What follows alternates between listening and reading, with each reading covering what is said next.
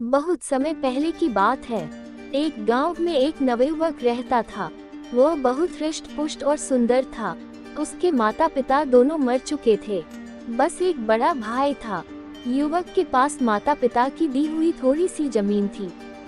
उसी पर वह अपने भाई के साथ खेती करता था। युवक और उसका बड़ा भाई दोनों बहुत मेहनत करते थे। वे खेती किसानी के साथ ही मेहनत मजदूरी भी करते थे। लेकिन इतना सब करने के बाद भी दोनों का गुजर बसर बहुत कठिनाई से होता था। एक बार युवक गांव के जमींदार के खेतों में पानी दे रहा था। सुबह का समय था। जमींदार के खेत गांव के बाहर थे और खेतों के पास एक बड़ा सा मैदान था। मेलों और त्योहारों के समय गांव के लोग इसी मैदान में एकत्रित होते थे। कभी कभी इस मैदान में बंजारे भी आ जाते थे और अपने डेरे लगा लेते थे। बंजारे कुछ दिन गांव में रुकते और फिर आगे बढ़ जाते थे। जमींदार के खेतों में एक बड़ा कुआं था। युवक कुएं से पानी खींचता और पास की नाली में डाल देता। नाली खेतों के बीच से होकर गुजरती थी, अतः पानी खेतों में पहुंच जाता था। युवक पूरे तन मन से काम कर रहा था। अचानक उसे लगा कि कोई उसके पास खड़ा है। युवक ने पीछे मुड़कर देखा। उसके सामने एक बंजारन हाथ में मटका लिए खड़ी थी। युवक ने बंजारन को देखा तो देखता ही रह गया। बंजारन 15-16 वर्ष की थी और बहुत सुंदर थी। युवक ने आज तक कभी इतनी सुंदर लड़की नहीं देखी थी। बंजारन युवक को बड़ी देर से देख रही थी। उसने अपने जीवन में इतना हृष्ट पुष्ट और सुंदर युवक कभी नहीं देखा था।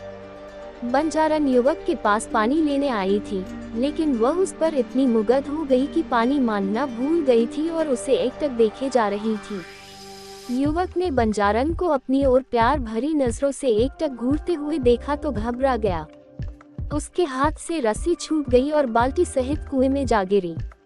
बंजारन ने युवक की यह स्थिति देखी तो खिलखिलाकर हंस पड़ी। उसने युवक से कोई बात नहीं की और दौड़ती हुई अपने डेरे में आ गई। उसने डेरे से एक पतली रस्सी और कांटा उठाया और युवक के पास वापस आ गई। युवक अब अपने पर पूरी तरह नियंत्रण कर चुका था। वह मुस्कुरा रहा था और बंजारन को बड़े प्यार से देख रहा था। बंजारन ने कांटा कुएं के भीतर डाला और कुछ ही क्षणों में रस्सी और बाल्टी बाहर निकाल दी।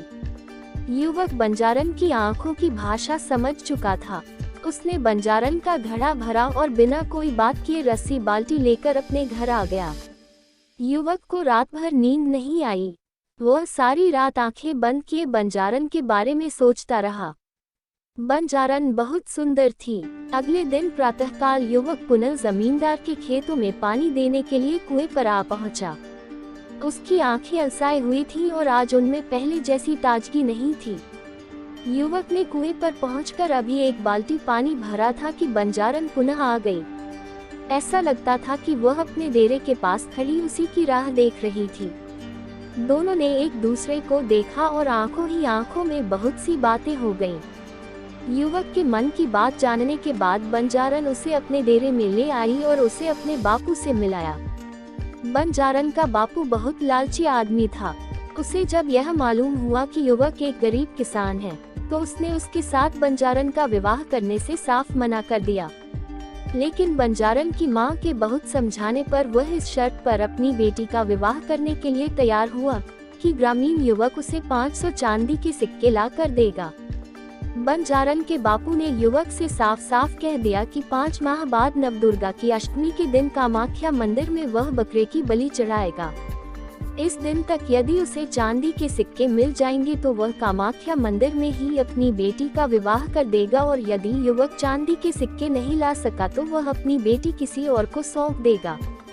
युवक ने बंजारन के बापू की शर्त मान ली। वह शरीर से हृष्ट पुष्ट और मजबूत होने के साथ ही बड़ा साहसी भी था। उसे विश्वास था कि वह किसी तरह मेहनत मजदूरी करके चांदी के 500 सिक्के इकट्ठे कर लेगा।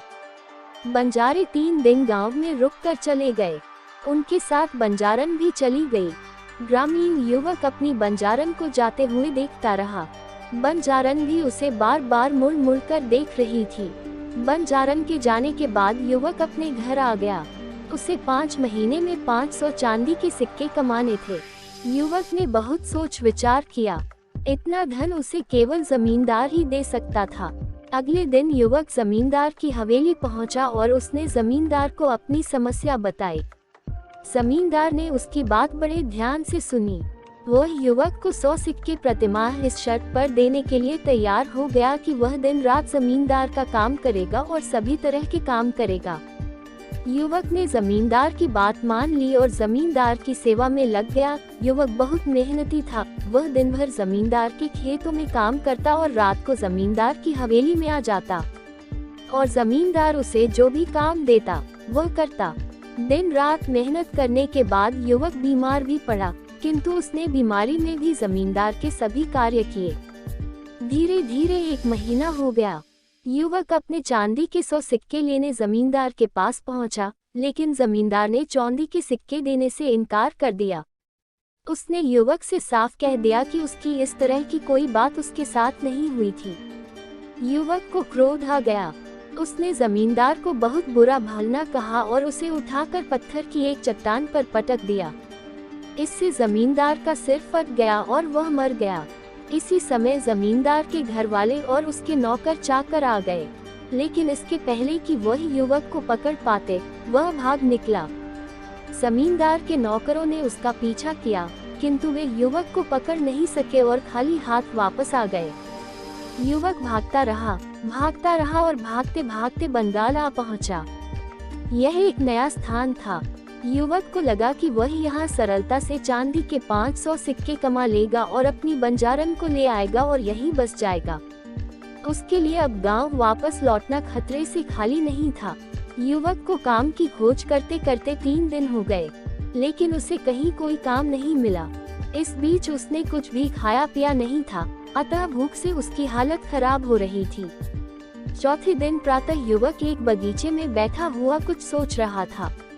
इसी समय उसके पास एक सुंदर युवती आकर खड़ी हो गई और उसे देखकर मुस्कुराने लगी। युवक को लगा कि वह स्त्री उसकी कुछ सहायता करना चाहती है।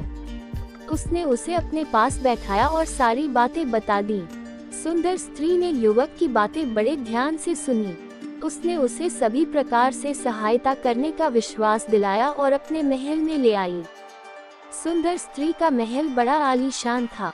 सुंदर स्त्री ने युवक को भोजन कराया और आराम करने के लिए एक शानदार बिस्तर दिया। युवक बहुत थका था, अतः भोजन करने के बाद उसे नींद आ गई। युवक कब तक सोता रहा इसका उसे पता ही नहीं चला, लेकिन जब उसकी आंख खुली तो आधी रात हो चुकी थी। चंद्रमा का हल्का प्रकाश एक खिड़की से कमरे के भीतर आ रहा था। युवक उठकर खड़ा हो गया। उसने इधर उधर देखा। सुंदर स्त्री का कहीं पता नहीं था। युवक को बड़ा आश्चर्य हुआ। अचानक युवक के कानों से सुंदर स्त्री के गाने की आवाज टकराई। इस आवाज में गजब का आकर्षण था। युवक को ऐसा लगा कि मस्ती भरा गीत गाकर वह उसे बुला रही है। युवक अपने पर नियंत्रण नहीं रख सका और आवाज की ओर बढ़ा।